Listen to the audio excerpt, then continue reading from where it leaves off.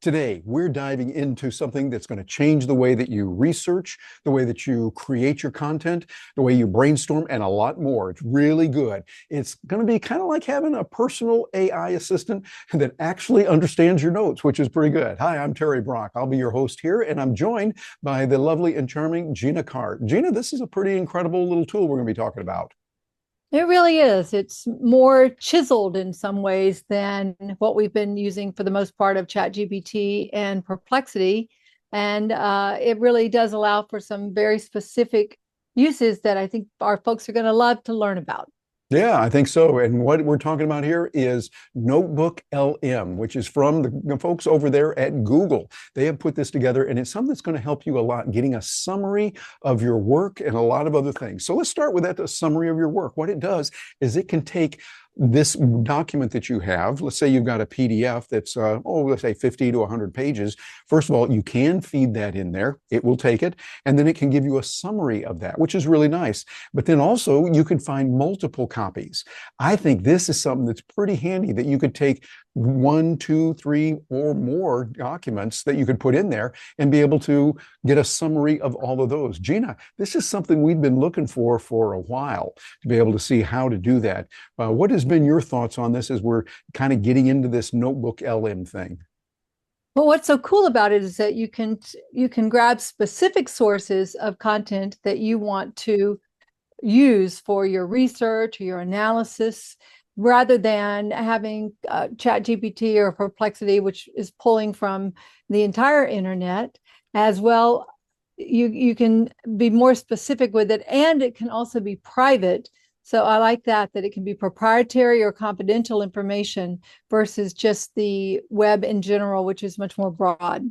Yeah, that's really important. So you're getting your own material, but also, Gina, you were talking and sharing with me before we started recording some of the important ways of other work for research that we could do. Tell us a little bit about your thoughts on that. Well, I like the fact that I can pull in specific data from specific authors or YouTube creators or just different articles that I found. I can use my own work. I can use other people's work. And I think that that's very powerful because, well, for example, one of the doctors that I follow in the nutrition study that I do is Dr. Michael Greger. And I put his information above all others, his analysis and answers. And so I would like to pull just from his work as I'm studying specific questions about nutrition. Yeah, that makes sense. And I think a nice thing about that is you say, for instance, in your case, Dr. Michael Greger, we really like what he's doing. You like his work. What you could do is you could get Dr. Michael Greger on this topic, and then on that topic, and on that one over there. A lot of them, up to, we can say safely, 50 different sources that you could get. That's a lot. But you get that, feed it in there, and be able to start getting some really good details on it. Seems like that's got some real potential for research for thought leaders. And we're always talking about converting your content into cash. So what you're able to do is take your content, take others' content, and of course, by attributing it to them, we're going to do that, of course, but you can say, here's a case on this. And we find that so-and-so says this, and this other person says the same thing. They agree here, but they part company in this area.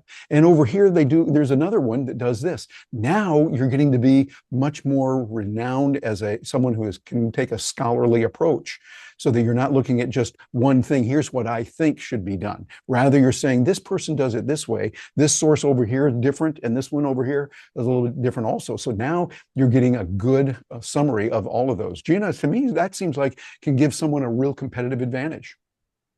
I think so. And you know that it's doing a summary much better and faster than you could or any of your assistants could. Yeah, exactly, because it's AI and it does real well. Now, here's what we want to share with you also. We don't know exactly what the limits are. We found some different sources giving us different information. We do know this, that at a minimum that we've found, you can put up to 50 sources. Now, that for most of us is going to be more than we would ever use, but up to 50. And it says they can contain up to 500,000 words or 200 megabytes in file size. That's one thing that we heard. There might be some others. What we'd say on this right now, experiment. Go about it yourself, start experimenting and see what this is like, because you can use NotebookLM for free. Right now it is free, which is a really nice little feature. So work with that. Now there's another thing that we can do with it also is with a podcast. where you can create a podcast with voices that sound pretty cool when you can listen to the kind of areas that are there and what is available. Gina, we've worked with this before, and I find it's pretty amazing what we can do. What are your thoughts? Well, I love the fact that it really helps you see things from a different point of view or hear things more accurately from a different point of view. For example, I know we're going to show an example of us in just a few minutes where you've done an interview, a video, and it's going to basically analyze it. They're going to talk about it. And I've seen this also where you can have the podcasters analyzing a sales page or a competitor's sales page. And it's really interesting what they come up with, very insightful and helpful. Yeah, Gina, I think that is pretty important that we can look at competitors. You can look at what others are doing and examine what's going on. Well, let's go into the other room and let's take a listen to what it did for us, something in particular. I'm going to go in a few moments after starting with an interview that you and I did together, talking about some very important aspects of AI. So here we are, and we're going to take a look at what it did. Notice we did a summary by just uploading the URL. Here's the URL for a YouTube video. And it went through and did some amazing things. If you've seen this before, you know what I'm talking about. It is just flat out amazing what we can do with it, because it just says, well, hey, let's make this, as I get myself a little bit bigger, you can see what it's done on the screen here with a summary. It gives us a summary saying this YouTube video, and well, here, I make it a little bit bigger here this way. So you can see it right there on that. And it says this YouTube video transcript from Stark Raving Entrepreneurs discusses 10 skills that humans can use to outsmart artificial intelligence, et cetera, et cetera. So it's got some real nice features. And you'll see over here on this side of the screen, it's got the audio view. I haven't given it a title yet here, but I wanted you to listen to what this sounds like here for just a little bit of the interview that it did for us and the compilation that it put together. And let's do that here. What's next on this journey to thrive in an AI world? This one really stood out to me. It's all about location, location, location. But we're not talking about real estate here. Terry and Gina are emphasizing the power of live content, those in the moment experiences. Oh, I totally get it. There's an energy to real-time interaction that you just can't fake. AI might analyze past data or predict trends, but it can't replicate the feeling of a live event. Exactly. And that's where we have the advantage. They love platforms like Facebook Live or LinkedIn Live, even hosting their own global Zoom meetings. It's about capturing those spontaneous, authentic moments that AI just can't. It's like those behind the scenes peaks that some creators share. It feels more genuine and more engaging. You can't manufacture that kind of energy. Okay, I'm going to stop it right there. Gina, that is pretty amazing when we look at what can be done with this. I think there's a lot of capability with it. And I think that what we can do is we can look at the kind of applications that are there. What are your thoughts on that after hearing that just for the first time there? Yes, well, each time I hear it, I'm really impressed by the way that it sounds so human.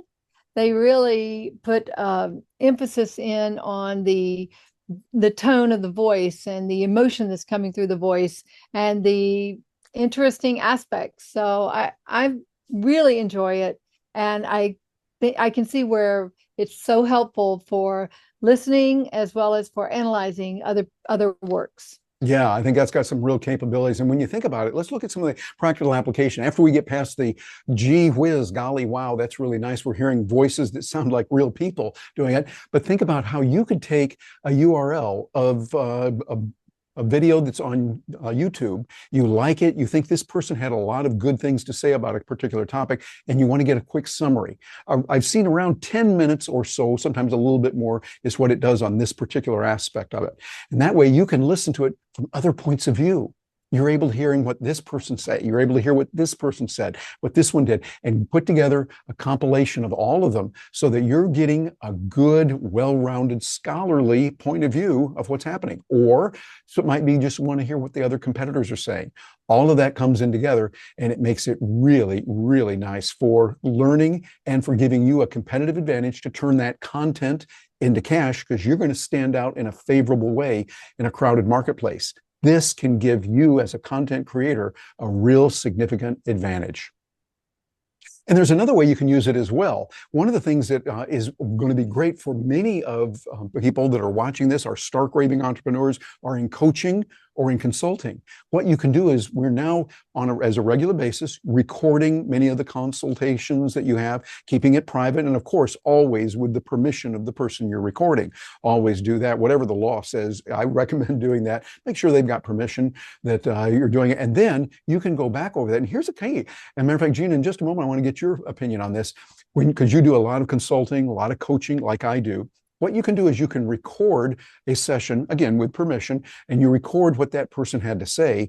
And then you've got something that you can refer to and get a summary of what you recommended, the 4 points that they need to do, what they're going to do by our next meeting next Wednesday, et cetera, et cetera.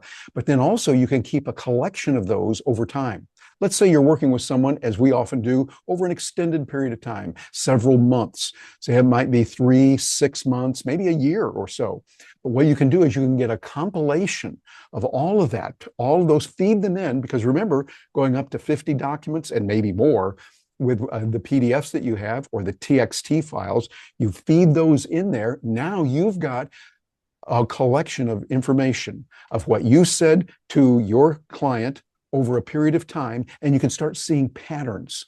What are the common traits that this person has? What are the real strengths that your client has? What are the weaknesses? Where does she need to improve? Where does he need to improve on this? All of this can be pretty nice, and I think that's got some real capabilities. Gina, I'd love to get your perspective on that, the idea of being able to do that over time for a person and keep track of what they said.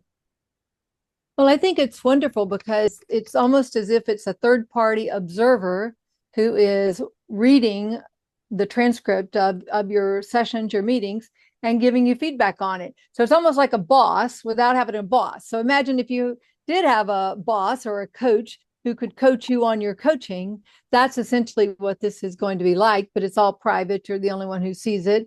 And in particular, it's going to help you uncover some needs of your client that when you're meeting on a regular basis, you might not be focused on something that is foundational or consistently coming up time after time. And it might have just dropped a little bit to the background, and this could help you bring it up to the prominence that it deserves. Absolutely. And here's the thing, Gina, I think that's really nice about it, because it's giving you the ability to convert your content into cash. That's what we talk about a lot here at Stark Raving Entrepreneurs.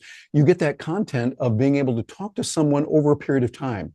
And after you've worked with them for, say, 3, 4, 5 months or so, you can say, I've noticed a trend that often we talk about this, or that you have a real strength in this area and this area. And we can see that over time now. And I think this is real good. It's helping you to be a better coach, helping you to be a better consultant all the way around. Now, there's also some disadvantages to it. And Gina, I'd like to find out what you think about this, but they're all real picky. I'm getting real picky. Like, for instance, it's a little bit slow. I find that when I give it a video, here's the URL, or I upload an MP4, which I've done, and sometimes an M4A or an MP3, put in the audio files on there, it might take 5 to 10 minutes to generate something. Not terrible, but I'd like it because we want it right now. It's like, hurry up and work for it, give it to me now. Also, it would be nice to have more control over the script. This way we can be able to see what it does. And it's nice that we have, for instance, in that podcast, an interview, it had different words that were put in there than we said, which is good for looking at something from a different angle. Very good from a cognitive point of view on how to learn. This is how we learn most any topic. You use syntopic learning, where you're getting something here, here, and here, put them together. It helps the overall process. It'd be nice if we could do that, and maybe we will. And right now, it's only available on the podcast side in English. But I think that's going to be a very short time, because obviously this is Google. They have Google Translate. They have great tools and capability to convert back and forth, and wonderful tools that they have on that. I would say that's probably going to be there very soon. Right now, also, it's a little bit, just a wee bit clunky. I'm thinking when we do it, when we see what's available with it, could be a little bit better with that. And all of those are very minor. Very minor. So this is not a slam against it. It's saying, hey, now's the time to get in there. Take a look at this, what it can do for you, and start playing with it. Gina, what are your thoughts on the whole thing of NotebookLM and how we can use that ultimately to convert content to cash? Well, I love the fact that it is a more focused tool. These are things that you probably could do in ChatGPT or Perplexity, but it would take a lot more effort to do it. Whereas this tool is customized and focused and set up for this more narrow chiseling of the research that you want to do, of the thought leaders, the sources that you want to consider. And so I really like that. And I like that it's also by nature, by default. And I think the only setting it has is confidential and private, which is a big complaint that people have about ChatGPT and Perplexity. Yeah, I think so. There's a lot of capability. And so we're saying to you, dear viewer, dear listener, this is something you want to look into. NotebookLM from Google. It gives you a lot of capability, and we encourage you to take a look at that. And while you're doing that, bounce over and come see us. Let us know at starkravingentrepreneurs.com. We would love to hear from you. We are a group that provides lots of training and support for entrepreneurs who want to use the content and convert that into cash, so that you start building your business in a solid way.